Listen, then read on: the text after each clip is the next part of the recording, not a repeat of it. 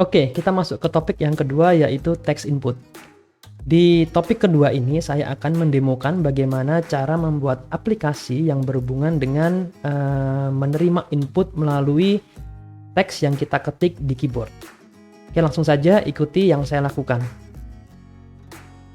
Oke, pertama-tama kita import terlebih dahulu aset-aset yang akan kita butuhkan. Saya bikin folder baru di sini ya. Namanya text input. Lalu saya akan masukkan aset-aset yang saya butuhkan. Import new asset. Nah, di sini ada 1, 2, 3 ya. Ada 3 ini, ada 4, boleh sekalian dimasukkan. Import. Oke. Lalu yang pertama-tama saya lakukan, ini saya save scene saja. Saya klik di sini save scene as, di sini saya kasih nama, saya masukkan di scenes ya. Nah, di sini saya kasih nama text input. Save. Oke, sekarang sudah berubah ya. Oke, selanjutnya saya akan menghapus komponen yang tidak saya gunakan, yang tidak perlu saya gunakan. Nah, ini BG Game saya gunakan, AM soal kita akan ganti dengan IM ikan, image ikan. Lalu di sini nanti saya teks soal bisa kita gunakan lagi. Teks soal, teks score, tidak perlu teks score. Terus semua button akan saya hapus.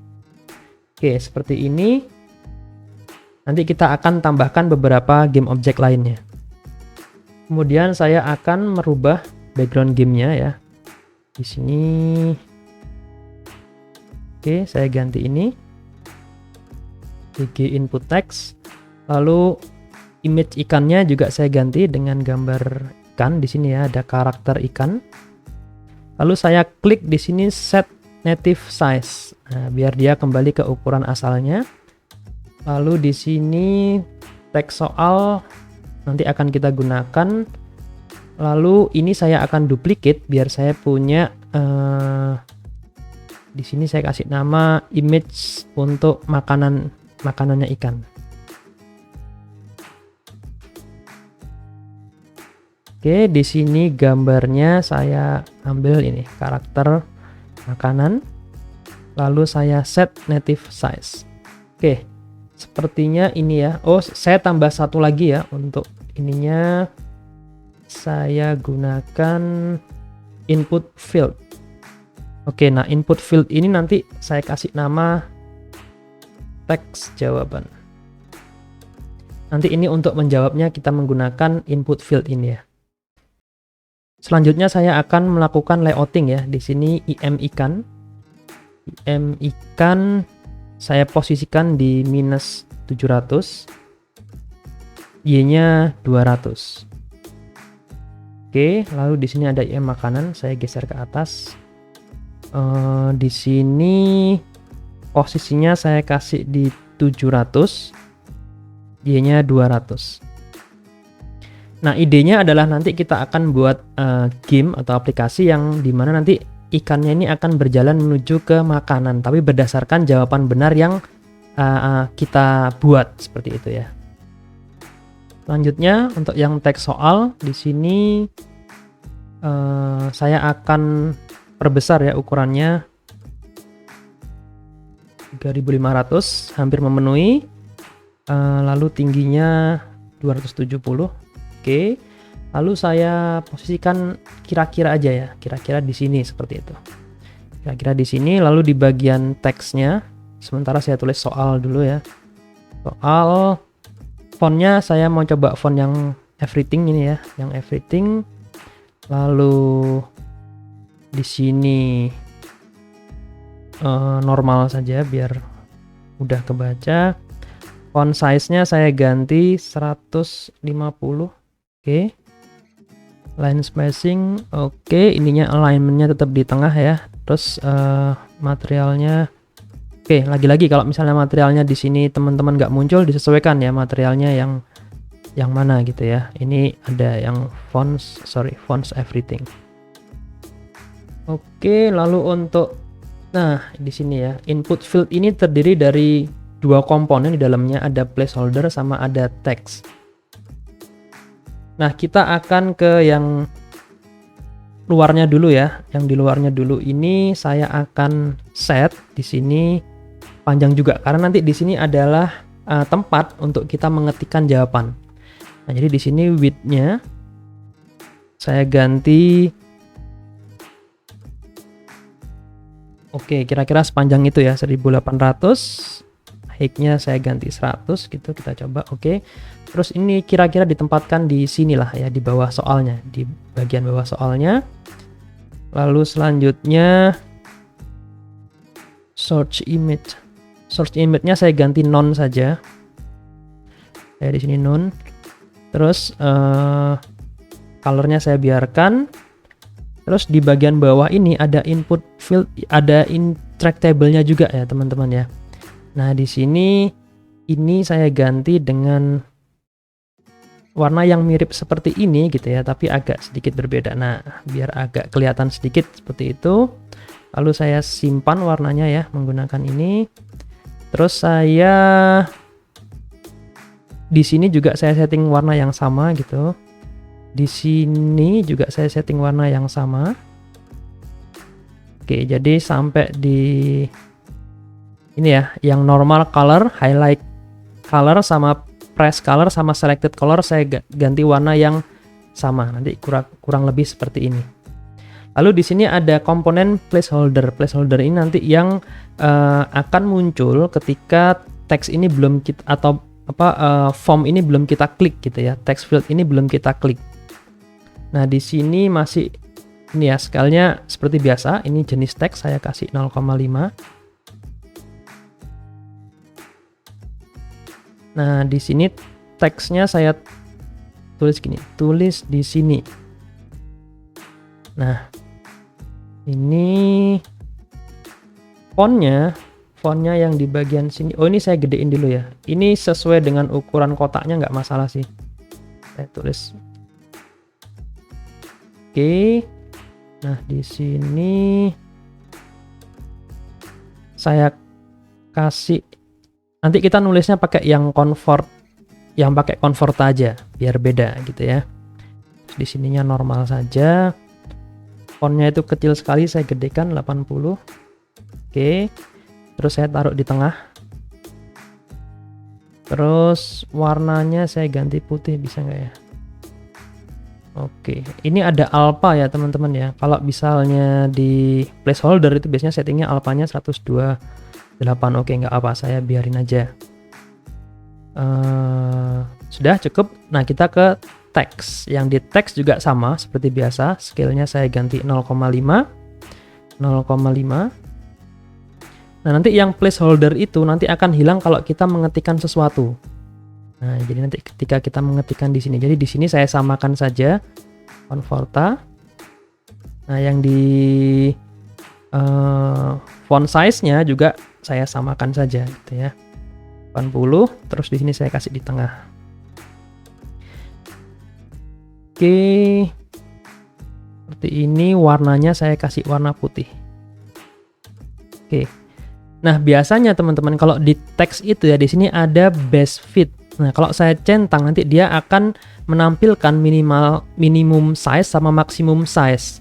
Jadi ketika nanti teks yang kita tuliskan itu cukup panjang, dia otomatis akan meresize menjadi kecil gitu ya. Nah, batas kecilnya adalah 8. Batas besarnya itu biasanya sesuai dengan font size kita biasanya. Oke, jadi di sini saya saya kasih base fit. Siapa tahu nanti soalnya itu panjang gitu ya. Jadi bisa dinamis gitu ya. Yang di bagian soal juga akan saya kasih base fit. Nah, jadi seperti itu. Minimum size-nya ini bebas aja sebenarnya ya, karena ya pokoknya semakin banyak teksnya nanti akan jadi semakin kecil gitu. Oke, nah jangan lupa di sini ya untuk yang teksnya, boxnya juga saya besarkan sesuai dengan tempatnya itu ya.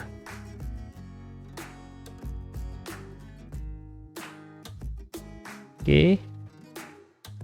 Oke, selanjutnya kita masuk ke mesin GIMP. Nah, di sini ada script yang tadi kita gunakan ya. Ini saya remove saja.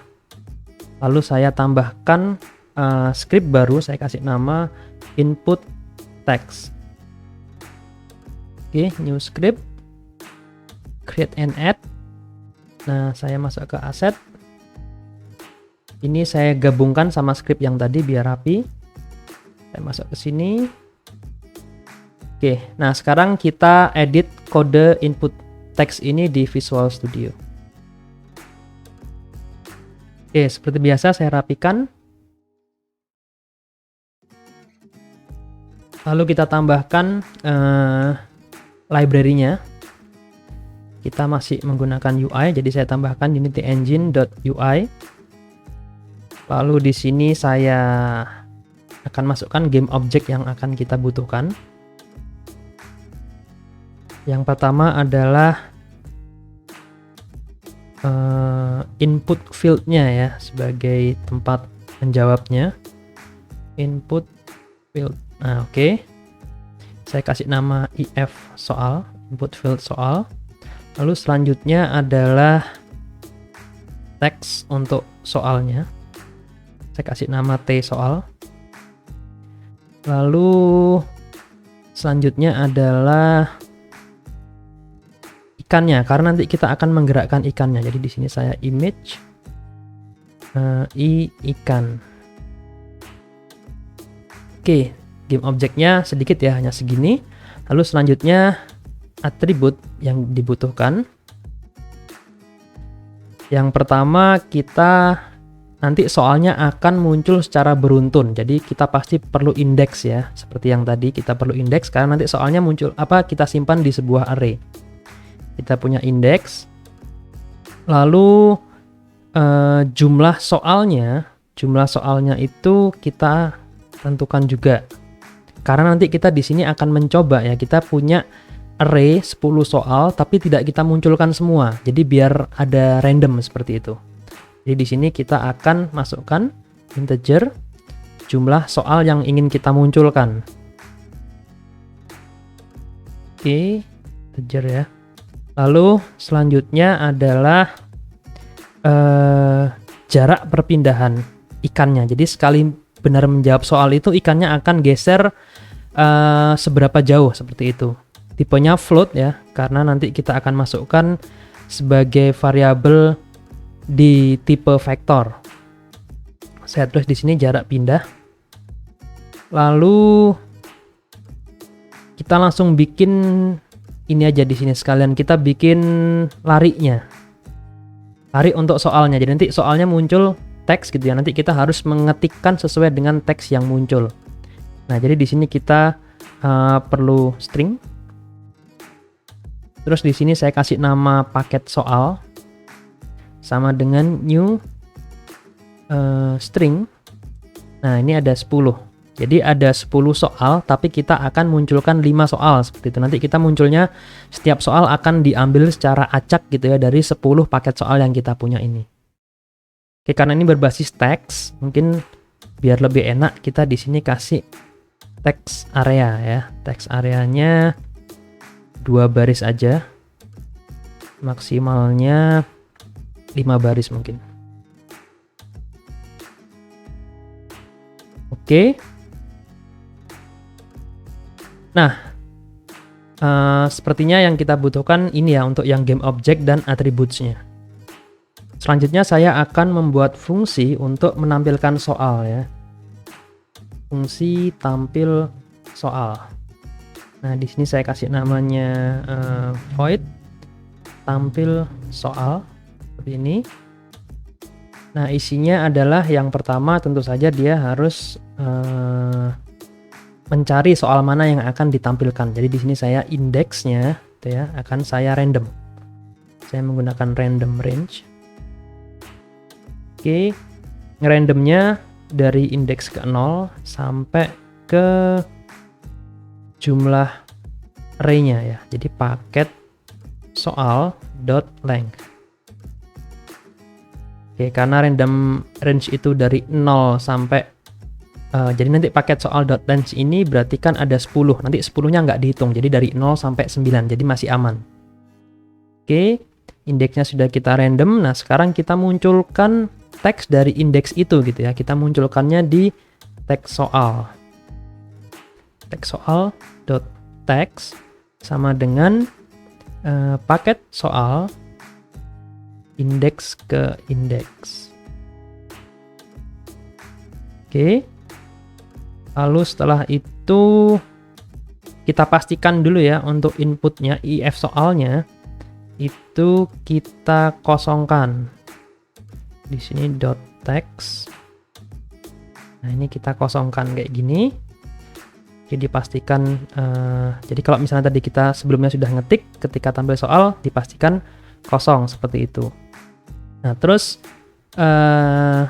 selectnya atau set fokusnya kita masukkan ke if soal. Jadi kita bisa langsung ngetik teks yang baru seperti itu. Nah, ini ada fungsi namanya select gitu ya. Nah, saya bisa seperti ini. Oke, nah tampil soal ini ya secara teknis akan pertama kali muncul ketika aplikasi ini dijalankan. Jadi di sini saya langsung tulis saja di bagian void start. Tampil soal. Oke, seperti ini, jangan lupa di save. Oke, selanjutnya kita akan membuat trigger untuk kondisi ketika kita sudah menjawab atau kita sudah mengetikkan soal itu dengan benar. Nah, di sini saya bikin karena kita buatnya di void update ya, karena nanti dia akan selalu mengecek setiap saat gitu. Di sini saya bikin percabangan dulu. Nah, jadi di sini jika yang kita tuliskan berarti kan di if soal ya, kita nulisnya di if soal.text. Jika yang kita tuliskan itu sama dengan soal yang dimunculkan, berarti di sini saya tulis paket soal indeks saat ini ya, ke indeks. Lalu seperti ini. Jadi kalau yang kita ketikkan sama dengan soal yang muncul gitu ya. Nah, kita geser ikannya. Jadi ikannya akan bergeser ke kanan. Nah, biar bisa bergeser gitu ya, kita akan memanipulasi nilai X-nya. Tapi kita harus tahu dulu sekarang itu posisi ikannya seperti apa. Jadi kita di sini bikin vektor 2 pos ikan gitu ya. Posisi ikan sama dengan i ikan dot. Nah, kita ngambil posisi dari i ikan. Cara ngambil posisinya adalah rect transform dot. Di sini ada uncharted position ya, uncharted position.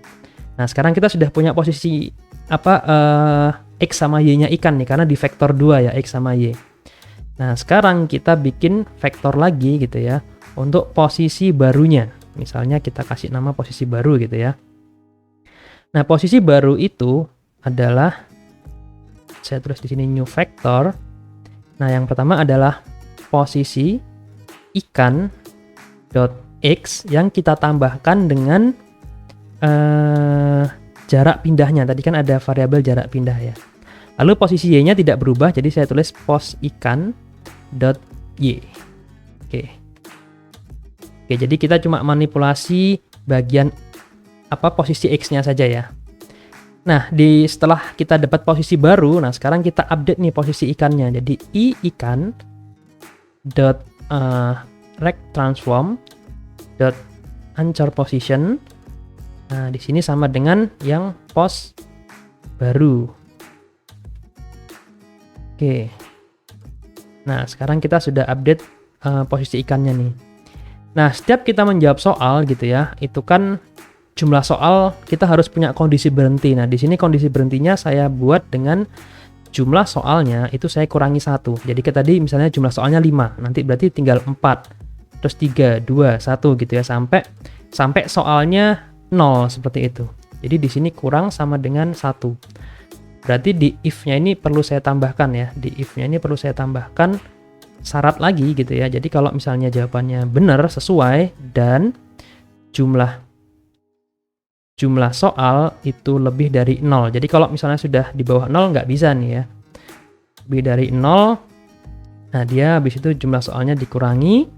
Terus dia menampilkan soal yang baru gitu ya. Jadi update soal yang baru. Tadi update soal itu adalah tampil soal. Jadi di sini tampil soal yang baru. Oke. Nah, sekarang kita akan, jangan lupa di save ya. Sekarang kita akan coba script ini yang udah kita buat ini di Unity-nya. Sekaligus kita akan melakukan konfigurasi. Jadi kita kembali ke Unity. Oke, di Unity-nya kita klik mesin game ya. Di mesin game ini, nah sekarang kita akan konfigurasikan. If soal itu adalah teks soal ya. Di sini kita namanya input field soal. Teks jawaban ya, input. Oke, bisa. Teks soalnya itu adalah teks soal.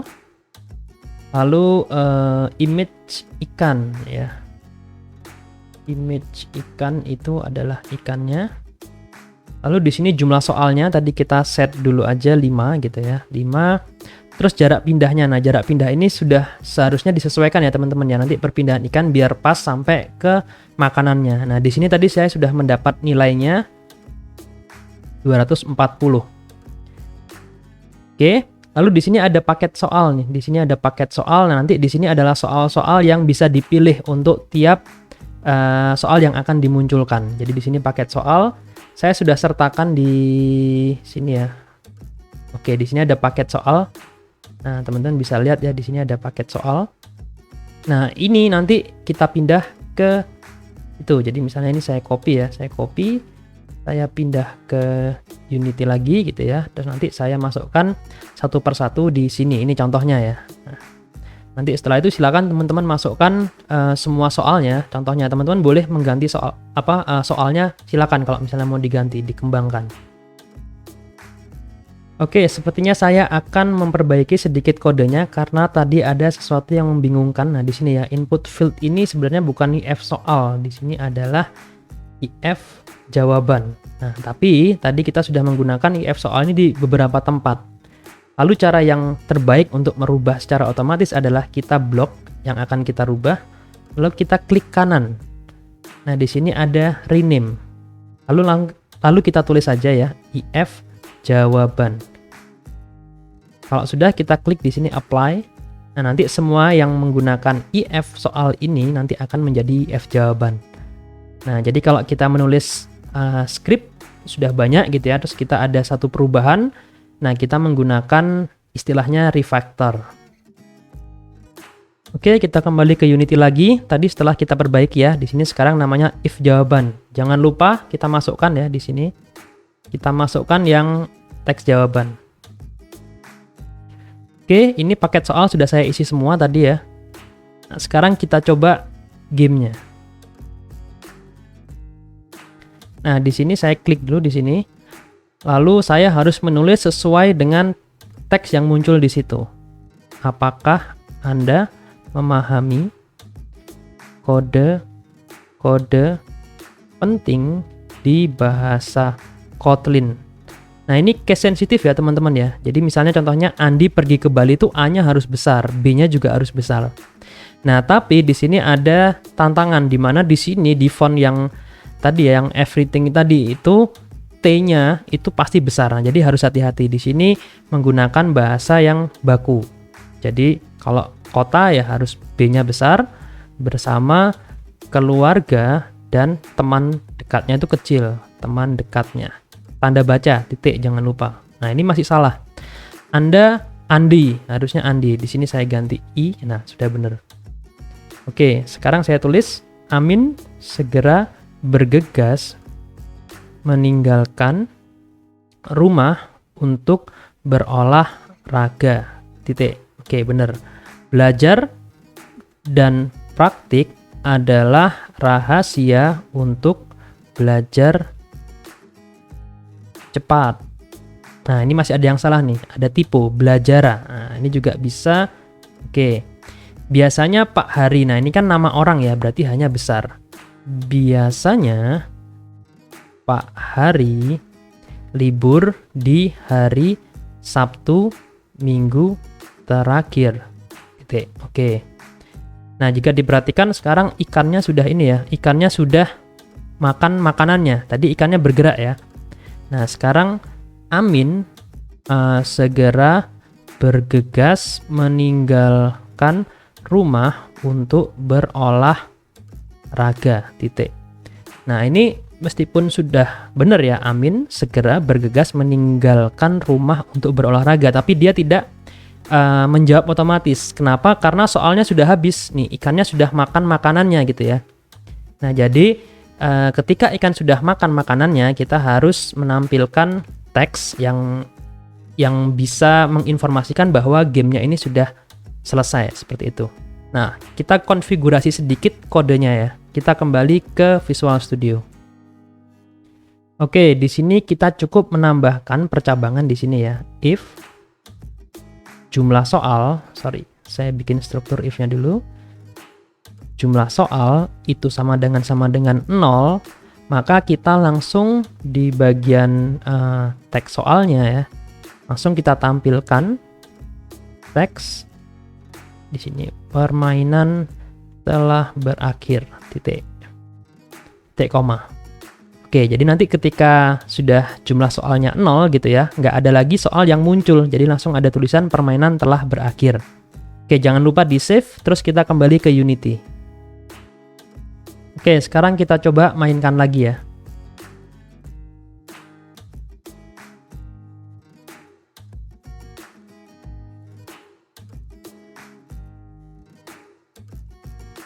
Oke, ikannya berjalan ya.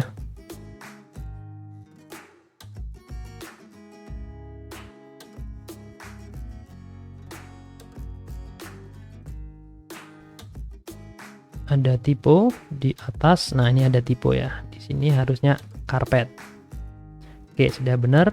Belajar dan praktik adalah rahasia untuk belajar cepat. Titik. Oke. Budi selalu menyediakan makanan lebih untuk kita semua. Titik. Nah, ada typo nih. Selalu menyediakan makanan lebih untuk kita semua. Budi selalu, loh ini sudah bener ya harusnya ya. Oh, ini makanan harusnya. Nah, oke. Nah, jadi di sini juga bisa digunakan untuk melatih ya, apakah kita suka typo atau tidak gitu ya. Sudah bisa membuat aplikasi dengan Unity. Unity punya besar. Nah, terus udah permainan telah berakhir. Nah, di sini kita tulis apa aja gitu ya, meskipun kita tulis ini permainan telah, T-nya kecil, telah berakhir, juga nggak akan ngefek karena memang sudah habis permainannya. Oke, seperti itu ya, kita sudah berhasil menggunakan text input.